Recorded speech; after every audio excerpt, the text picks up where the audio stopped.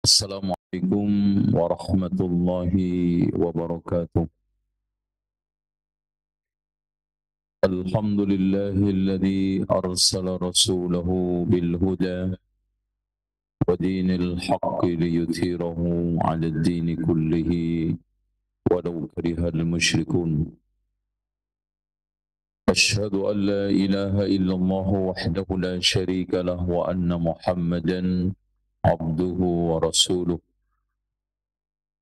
Allahumma salli wa sallim wa barik ala Muhammadin wa ala ali Muhammad kama sallaita ala Ibrahim wa ala ali Ibrahim innaka Hamidum Majid. Saya ingatkan adab majlis yang urgent untuk dipraktekkan. Yang pertama, hendaknya tidak masuk masjid kecuali solat tahiyatul masjid, kecuali yang sudah menunggu sejak solat asar. Kemudian yang kedua, hendaknya membawa semuanya kitab Riyadhus Shalihin, Bulughul Maram. Kemudian yang ketiga, hendaknya ditulis faedah-faedah, hikmah-hikmah yang bisa disari dari hadis yang kita baca. Kemudian tidak mengantuk, tidak bicara dengan temannya, dan tidak keluar sebelum selesai, dan kita selesaikan. Ikhwas sekalian, kajian ini adalah kajian di dalam rangka untuk memakmurkan masjid Allah yang sekarang ini masjid-masjid yang ada sudah sesuai dengan prediksi Ali bin Abi Thalib. Di dalam satu riwayat yang dikeluarkan oleh Imam Al-Qurtubi di dalam tafsirnya Al-Jami' li Ahkamil Quran, di mana beliau mengatakan sayati 'alan nasi zamanun, akan datang pada manusia itu masa zaman, lam yabqa minal islami illa ismuhu, tidak tersisa dari Islam kecuali namanya saja, hanya identitas yang ada di KTP. Banyak sekali umat Islam sekarang tidak meninggalkan Islamnya kecuali hanya nama. Entah namanya dia itu nama Islam, Muhammad, Khalid, Abdurrahman, Abdul Khalik, dan yang lainnya.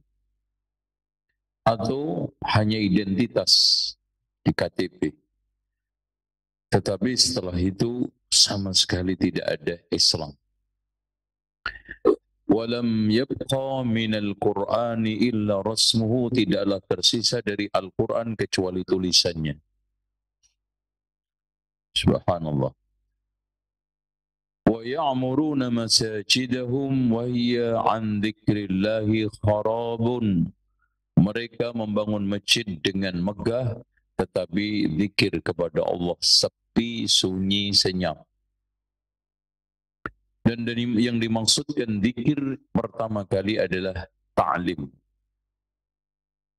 Hampir nyaris sekarang ini masjid-masjid itu sudah tidak digunakan untuk ta'lim, untuk dakwah. Bahkan sebaliknya, sebagian masjid kalau digunakan untuk ta'lim, mereka itu gerah curiga. Bahkan mereka berprinsip mending gak ada kajian daripada kajian yang aneh-aneh. Ya. Nah, pada akhirnya kata Ali, wa syarru ahlil ardi ulama'uhum. Pada zaman itu nanti umat manusia paling buruk, paling busuk adalah ulamanya, tokoh agamanya. Kenapa? Wa minhum takhrujul fitnah wa ilaihim ta'ud. Karena ulama-ulama tokoh-tokoh agama itu menjadi sumber fitnah. Berasal dari mereka fitnah dan kembali kepada mereka itu fitnah. Jadi tokoh agama itu sumber kekacauan. Tokoh agama itu sumber fitnah di zaman akhir. Nasallallahu alaihi. Bahkan yang mengikis Islam itu dari mulut-mulutnya tokoh agama itu dengan mengeluarkan fatwa tanpa dalil. Akhirnya apa? Yang benar hilang, yang eksis, yang sesat. Yang sunnah hilang, yang eksis adalah bid'ah. Nasallallahu alaihi. Baik. Sekarang kita mulai memasuki hadis hukmu al-qasri fi safar atau tata cara solat musafir. Tafadhal, ada yang menghadiahkan kepada saya hafalan 2 atau 3 hadis sekaligus. Tafadhal.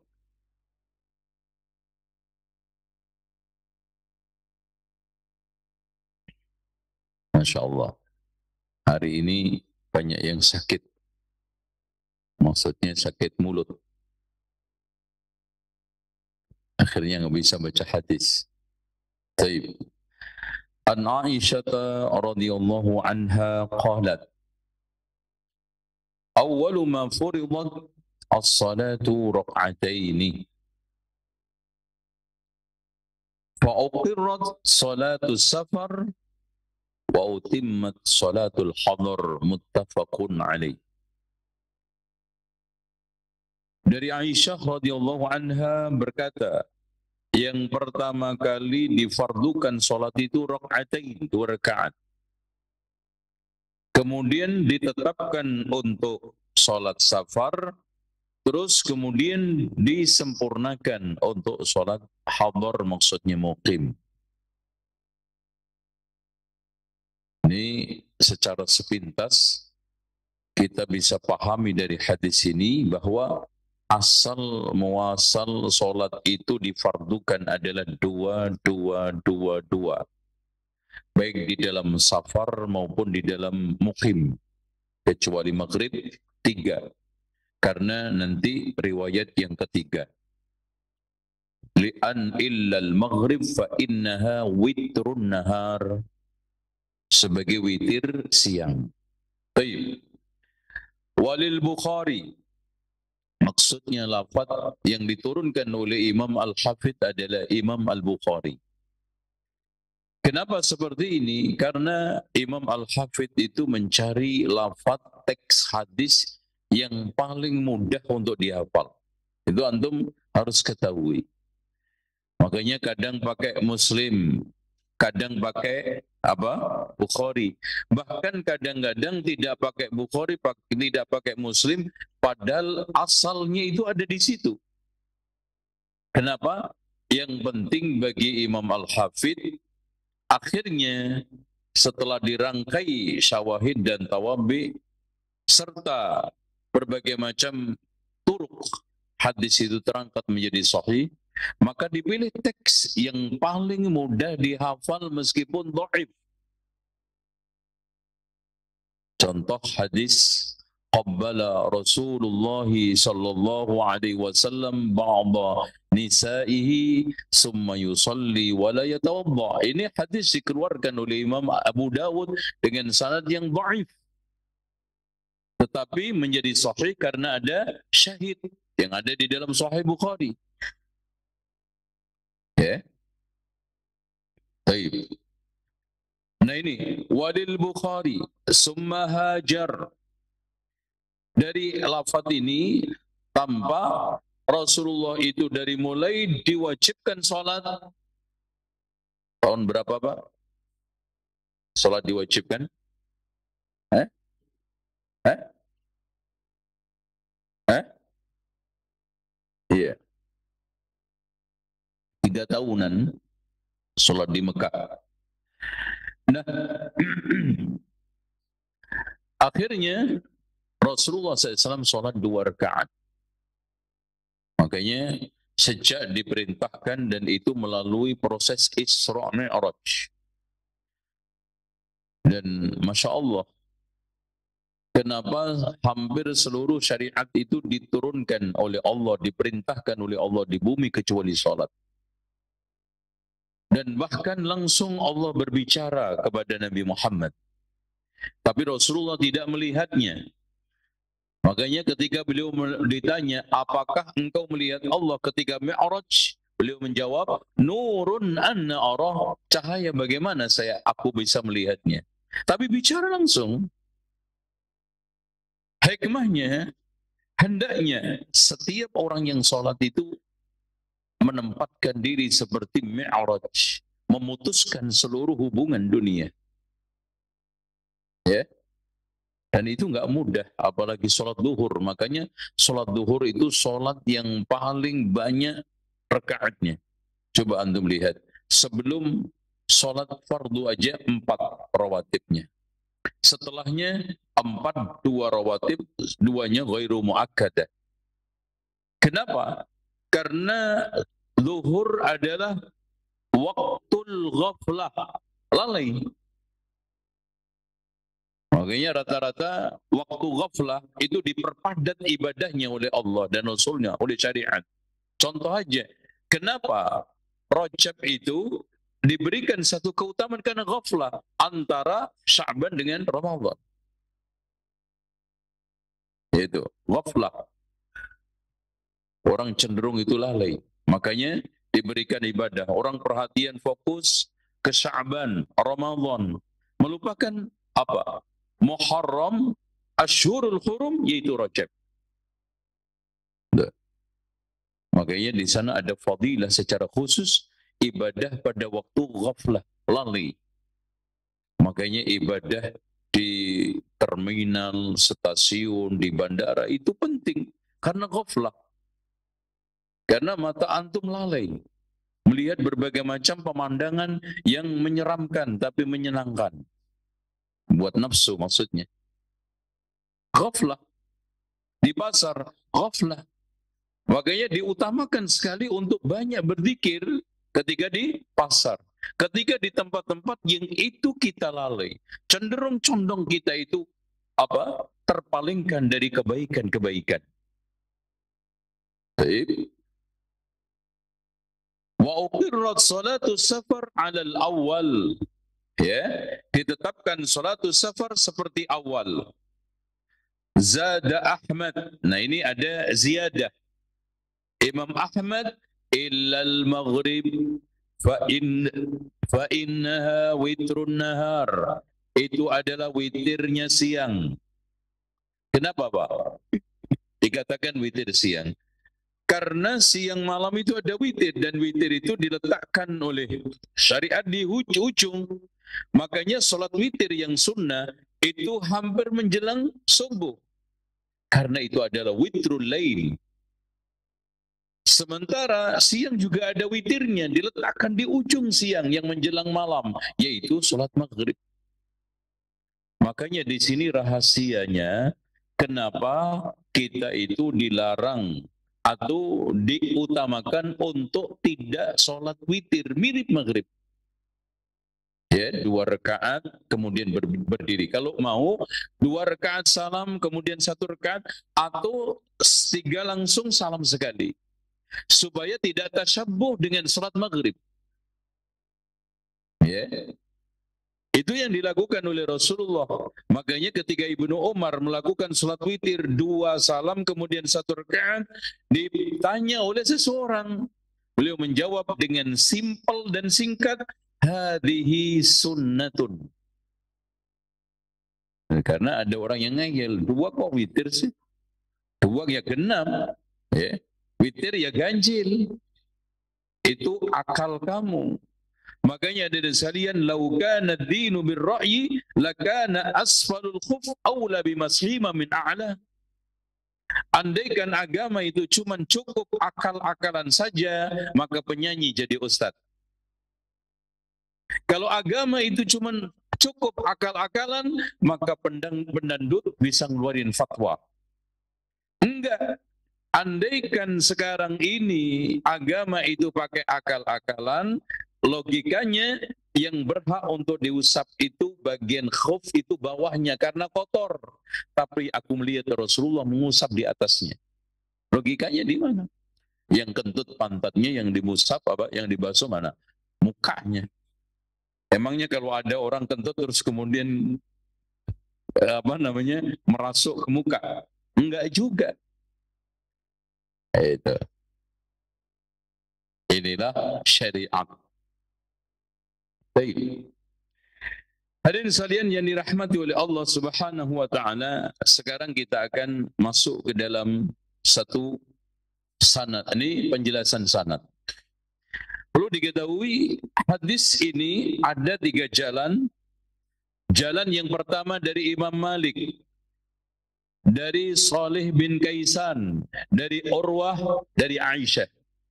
Ya, Urwah ibnu Zubair ini adalah anaknya Zubair yang paling alim. Kenapa? Karena dia tinggal bersama Aisyah. Hidup sering berhubungan dengan Aisyah, menimba ilmu dari Aisyah. Ya. Radhiyallahu anha.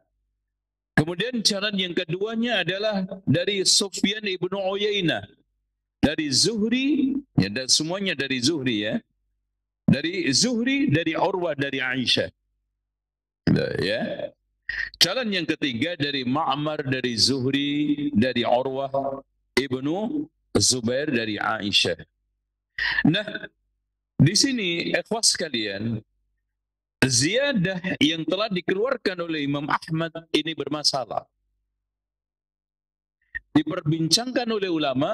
Kenapa? Karena riwayat yang dikeluarkan oleh Imam Ahmad itu dari Sya'bi yang tidak terbukti mendengar ini kepada Aisyah atau mendengar dari Aisyah.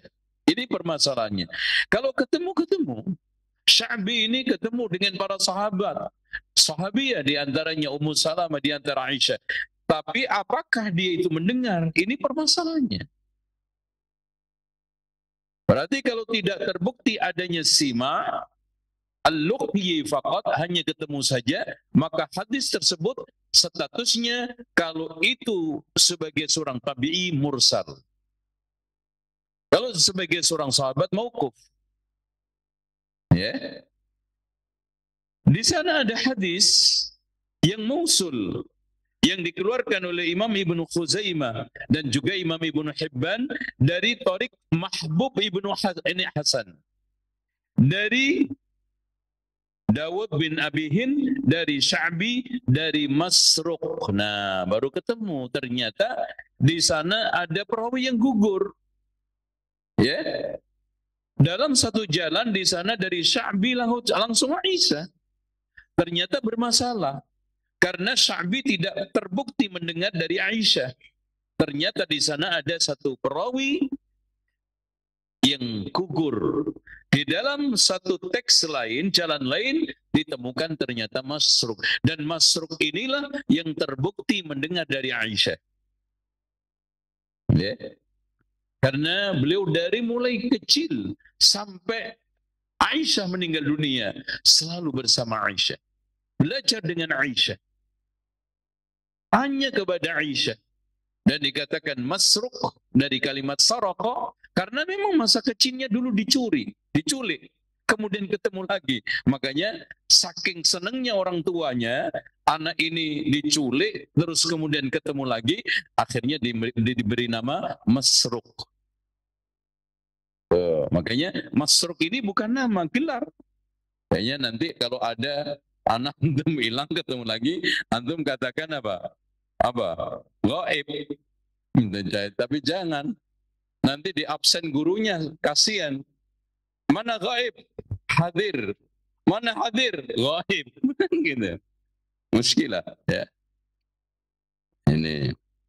Dan sayangnya dari sekalian, sanad yang mausul ini di dalamnya ada satu perawi yang dhaif yang tidak lain adalah Mahbub ibnu Hasan.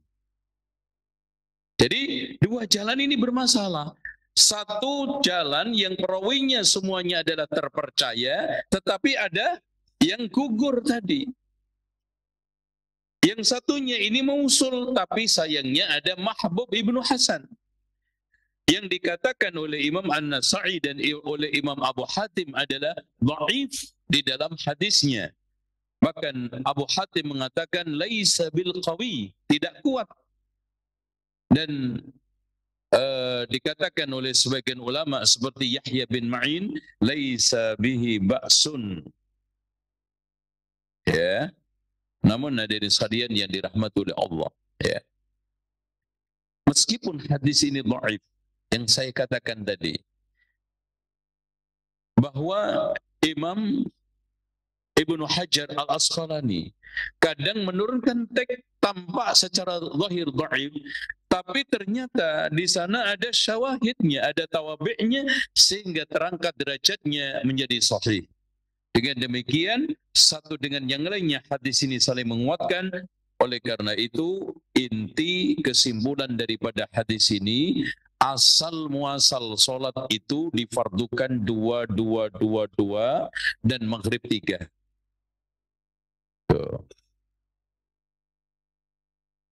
Dan bahkan teks furidat. Makanya nanti kita akan bahas perbedaan di antara para ulama mengatakan bahwa orang yang sedang safar itu wajib fardu untuk qasar. Itu. Bahkan ditakutkan tidak sah kalau tidak qasar. Makanya Syekh Muhammad ibn Shalih Al-Utsaimin walaupun awalnya dia memilih pendapat yang wajib, akhirnya menarik. Meskipun begitu, beliau tidak mengecualikan untuk tidak qasar kecuali ketika sholat dalam keadaan dia itu bersama imam yang mutim sempurna. Selain itu wajib ini harus qasar. Ya. Karena di sana ada awwalu ma furidat. Furidat itu artinya adalah awwalu ma wujib. Meskipun Imam Abu Hanifah membedakan antara fardu dengan wajib. Kalau fardu itu ketetapan wajib berdasarkan nas yang qat'i, kalau wajib berdasarkan ketetapan nas yang dhanni atau ijtihad ulama. Seperti beliau mengatakan bahwa sholat witir itu wajib, tidak fardu. Karena ketetapan wajibnya ini berdasarkan ijtihad. Beda dengan ketetapan sholat fardu yang 5 waktu. Qat'i nas, di mana Rasulullah SAW menegaskan itu. Ya. Ini sudah ada yang mulai tertunduk-tunduk karena keberatan ilmu. Masya Allah. Oke. Saya tolerir karena tadi ngangkut kedelai 5 kintal. Dari sini, ikhwan, kita ambil kesimpulan perdebatan di antara para ulama tentang sholat di safar. Intinya, Allah Subhanahu wa ta'ala memberikan satu rahmat kepada hambanya. Dan ini tidak diberikan oleh agama lain kepada umatnya.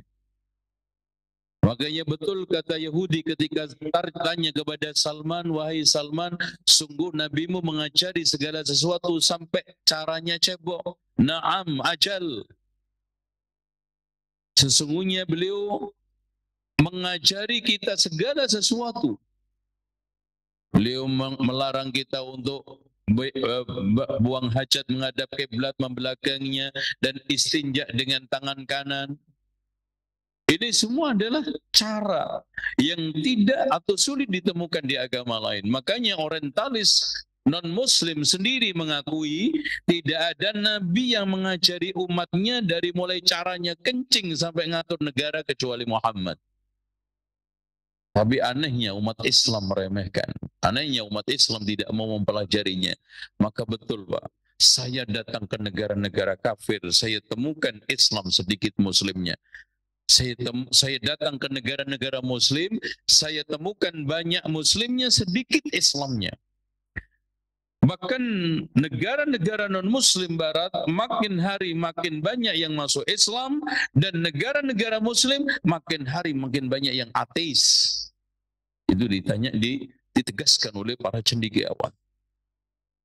Dan sekarang fakta, mudah sekali di negara kaum muslimin murtad, mudah sekali mereka itu mengingkari Allah, mengingkari Rasulnya, mudah sekali mereka itu melecehkan agama, mudah sekali mereka melakukan istihza, pengolok-olokan terhadap simbol-simbol din, sampai pada suatu yang sangat sakral sekalipun dilecehkan.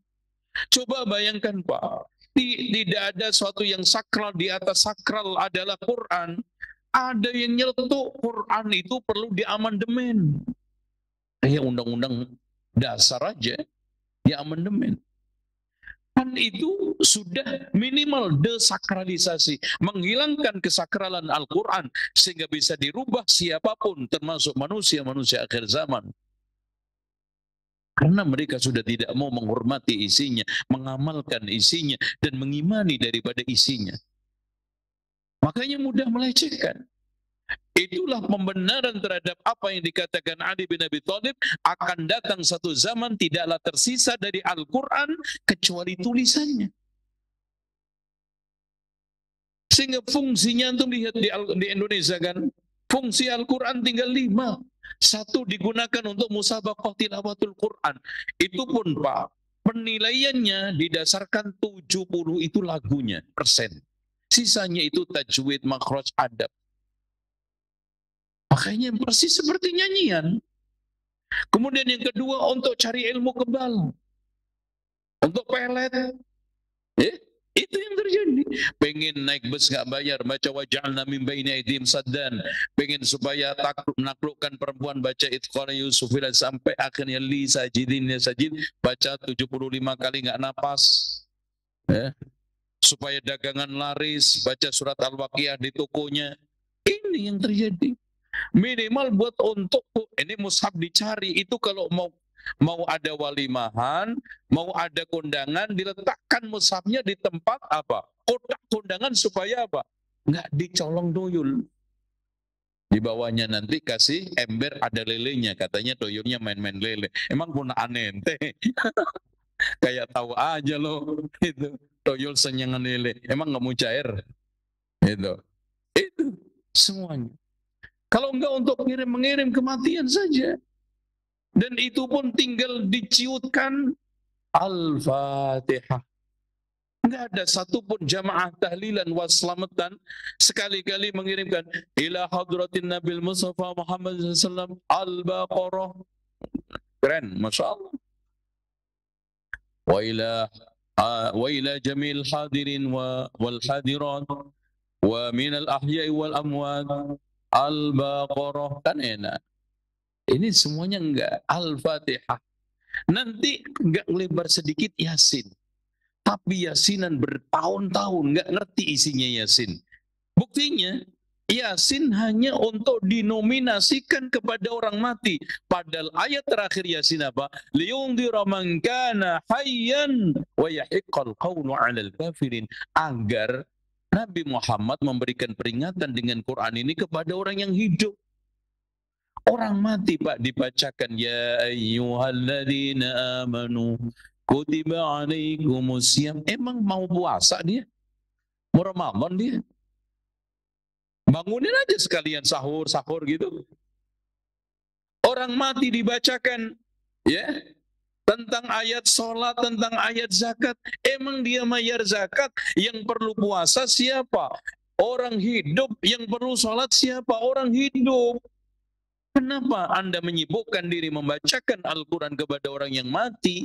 Kita tidak mengingkari adanya khilafiyah di antara para ulama tentang masalah intifa biqiraatil Quran untuk mayit. Tapi persoalannya dzarikal kitabul la raiba fi, itu tidak untuk yang mati. Tapi kenyataannya seperti itu, nasallallahu alaihi. Baik.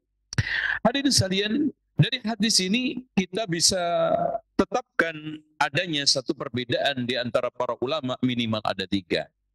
Yang pertama, sholat qashar itu wajib ketika safar.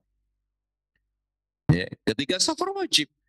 Ini pendapatnya Imam Abu Hanifah, sebagian riwayat dari Imam Ahmad, dan dikuatkan, dibela mati-matian oleh Ibnu Hazm. Nah, karena Ibnu Hazm Zahiri. Karena memang Pak, dari teks-teks hadis itu diakui juga oleh Syekh Muhammad Ibnu Utsaimin, ini pendapat yang mengatakan wajib itu dalilnya cukup kuat. Cukup kuat. Yang pertama, awwalu ma furidat, artinya apa? Wajib. Kemudian Rasulullah SAW tidak pernah meninggalkan qasar ketika safar.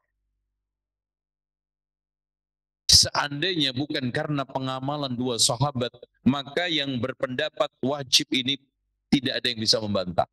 Yaitu Utsman ibnu Affan ketika ada di Mina, beliau melakukan itmam. Aisyah juga begitu. Meskipun perawi hadis ini, beliau pernah juga itmam ketika safar.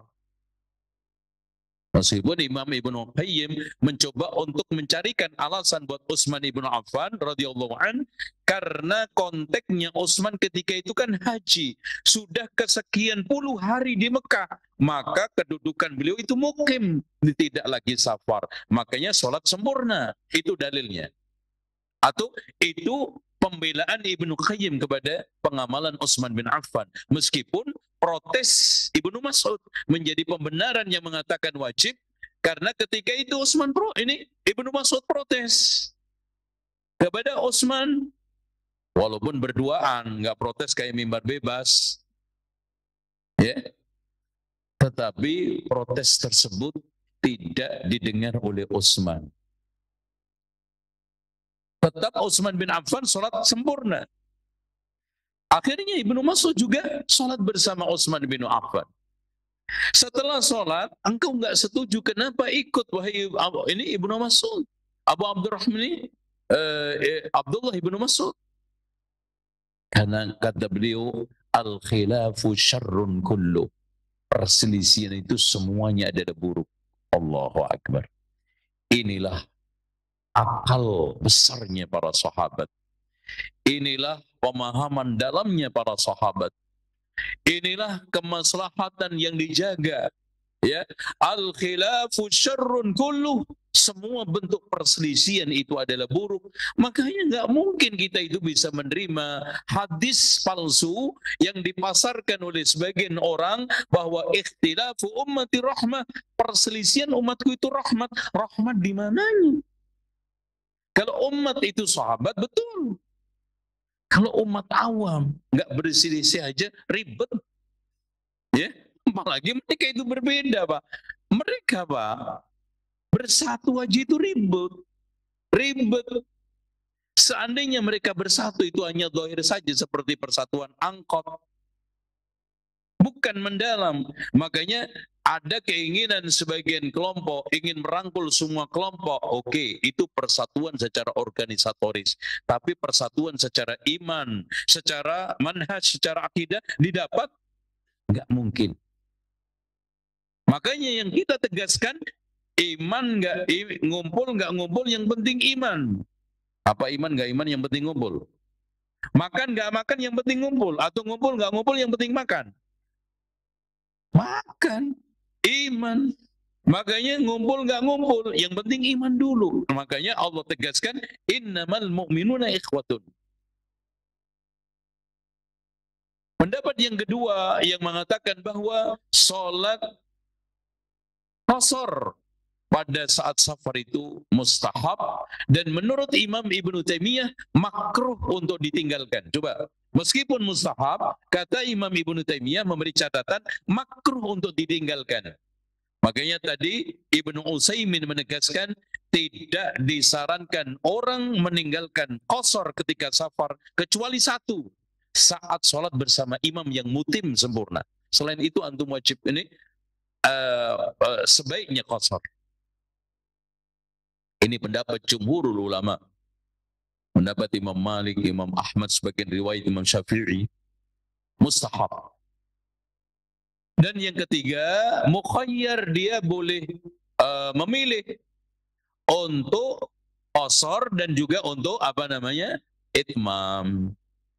Wallahu a'lam bishawab ya ikhwan. Ya, dari berbagai macam dalil dan juga ucapan Ibnu Abbas di mana beliau mengatakan faradallahu as-sala ala lisani nabiyyikum sallallahu alaihi wasallam. Allah memfardukan salat melalui lisan nabi kalian fil hadar arba'a. 4, wa fis safari raka'atain, di safar 2 rakaat, wa fil khaufi raka'atan, dan ketika salat khauf itu 1 rakaat. Jadi kalau sholat khauf itu cukup 1 rakaat. Jadi kan aslinya sholat itu 2-2-2. Ketika dia mendapatkan 1 rakaat, antum duduk, niat tafarruq, ya, kemudian setelah itu selesai, keluar. Nah, bagian satu lagi masuk, nanti tahiyat bersama, tasyahud bersama imam. Ini praktek yang 1 rakaat. Kalau yang 2 rakaat, gimana caranya? Imamnya yang ngalah. Ya, berdiri panjang sekali ketika rakaat yang keberapa? Ini keduanya, 1 sama imam berdiri, dia melanjutkan, setelah itu keluar. Baru setelah yang kedua nyusul, nanti sholat bersama imam, ini salam bersama kelompok yang kedua. Tapi kata Ibnu Abbas, sholat itu difardukan atas lisan Nabi kalian pada saat muqim 4, pada safar 2, pada saat khauf 1 rakaat. Masya Allah, ya. Nih. Dan yang mengatakan wajib tadi juga banyak sekali juga di antara ulama-ulama selain madzhab, ya. Ada Imam As-Sun'ani juga di dalam Subulus Salam mengatakan wajib qashar. Ya, juga Imam Asy-Syaukani mengatakan wajib qashar, ya. Allahu a'lam bishawab. Baik, ya. Intinya wa idza darabtum fil ardi falaysa 'alaikum junahun an taqsuru minas shalah in khiftum. Khauf di sini bukan khauful hala, bukan takut yang sifatnya galau dan minder, tapi khauf adalah tawaqqu'i makruhin, ya, diprediksi akan tertimpa sesuatu yang tidak menyenangkan. Itu khauf. Makanya ketika ada ucapan dari firman Allah, fa in khiftum alla ta'dilu, barang siapa yang takut untuk tidak bisa berbuat adil, nikah 1 saja. Khauf di sini apa artinya? Tawaqqu'ul makruh. Takut akan terjadi sesuatu yang tidak disukainya. Yaitu apa? Kepontal di dalam nafkah. Tidak kuat di dalam membagi qismah. Tidak cukup di dalam mencukupi nafkah secara adil. Dan nafkah itu ada 5. Nafkah kesehatan, nafkah pendidikan, nafkah papan, nafkah pangan, nafkah pakaian. Tuh. Makanya jangan memudah-mudahkan poligami. Tuh, anak antum, istri antum 2 aja, anaknya 5 udah 10. Kalau 7, 14. Itu kan? Udah lumayan tuh. 3 di HBS, 2 lagi di mana? Imam Bukhari, 3 lagi di Bin Bas. Masya Allah. Udah cukup ngeluh. Itu makanya. Jangan aneh-aneh. Udahlah. Qanaah dengan yang ada. Baik. Jadi itu. Saya kira cukup. Sekarang kita kembangkan lewat tanya jawab. Insya Allah. Barangkali ada hal-hal yang belum diungkap di dalam penjelasan intinya, bahwa qashar adalah suatu rukhsah, kemuliaan, rahmat yang diberikan kepada umat ini. Shadaqatun tasaddaqallahu biha alaikum faqbalu sadaqatahu. Rahmat yang diberikan oleh Allah, maka kita ambil, kita lakukan qashar insyaallah. Tafadhal, silakan, mungkin ada yang tanya. Nah Ustaz, jazakallah khairan wa barakallahu fiik Ustaz atas materi yang sampaikan di kesempatan sore hari ini. Dan ikhwatal Islam azani Allah wa iyyakum. Untuk selanjutnya kami buka sesi interaktif soal jawab dalam rangka memperdalam materi yang disampaikan oleh beliau. tentang tata cara sholat bagi Om Musafir. Baik, kita angkat pertama telepon, ya silakan.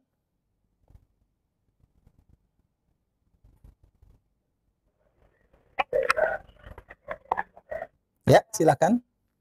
Assalamualaikum. Waalaikumsalam warahmatullahi wabarakatuh. Dengan siapa, Umu?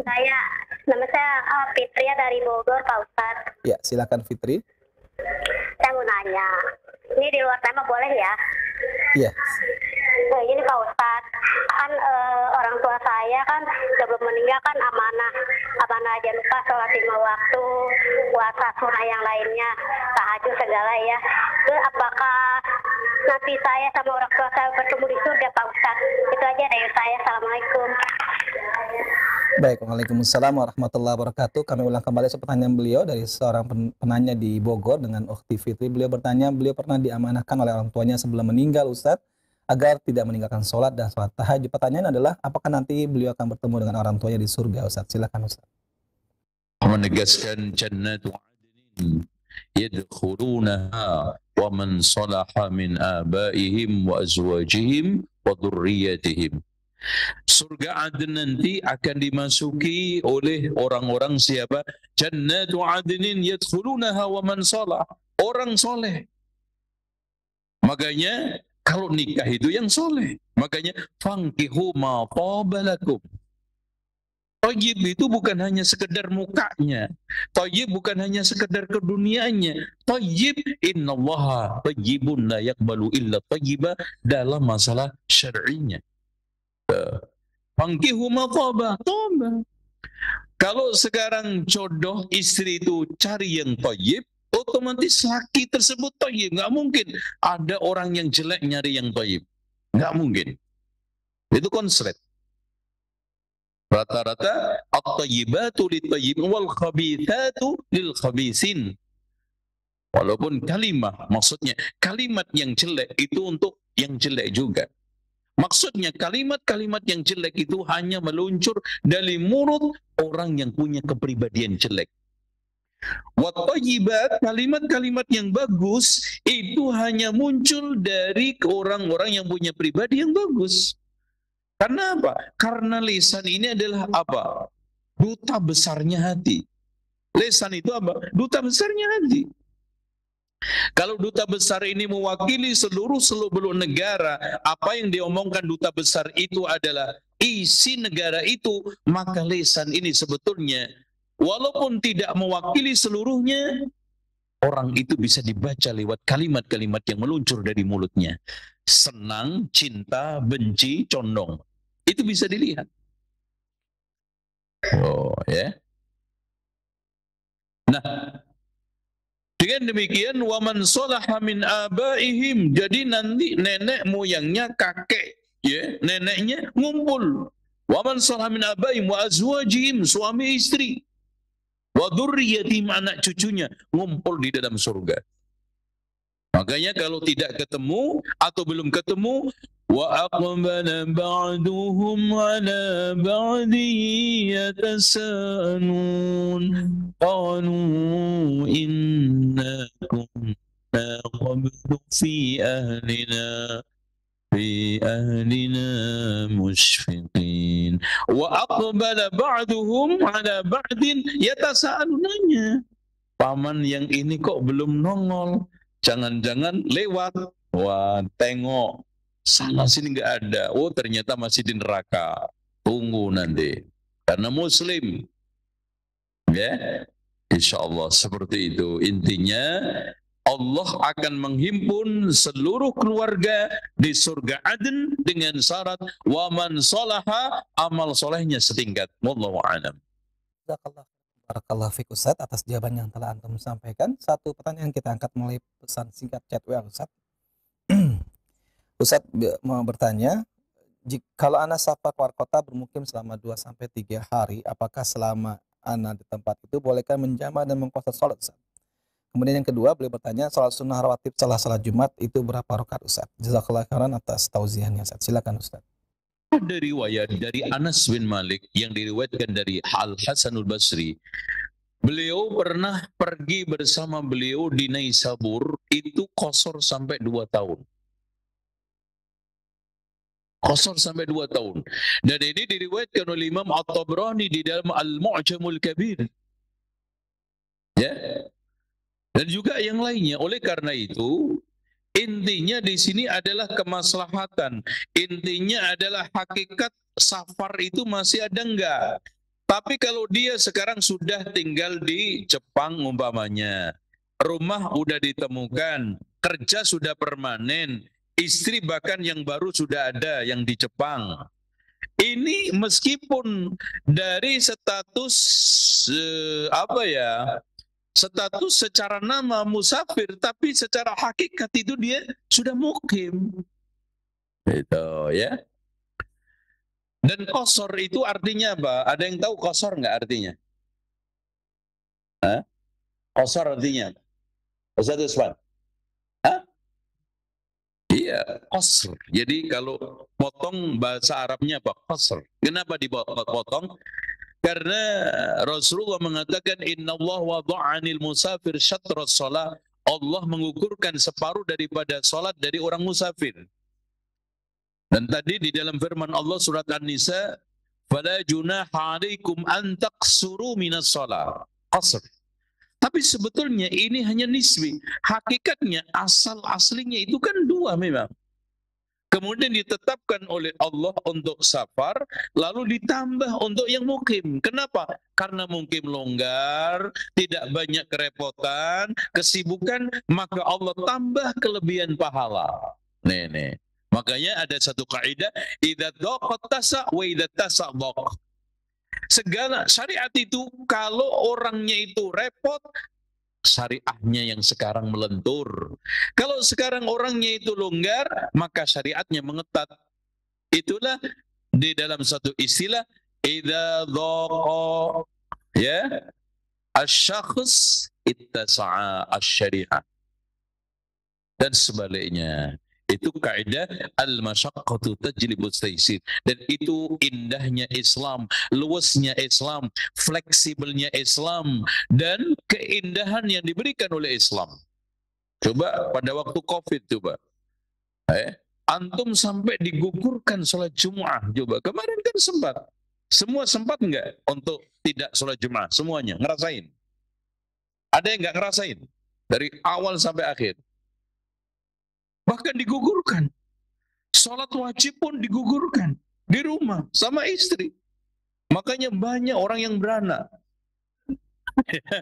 Itu, Masya Allah, apalagi subur. Kenapa? Karena sering ketemu.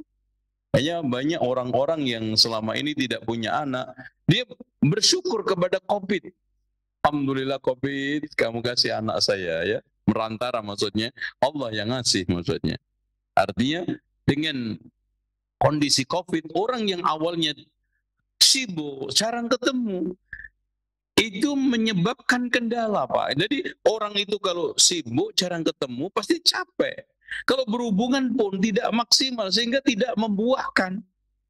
Ya ibaratnya tanaman itu gabek, tanaman itu mandul, tanaman itu apa?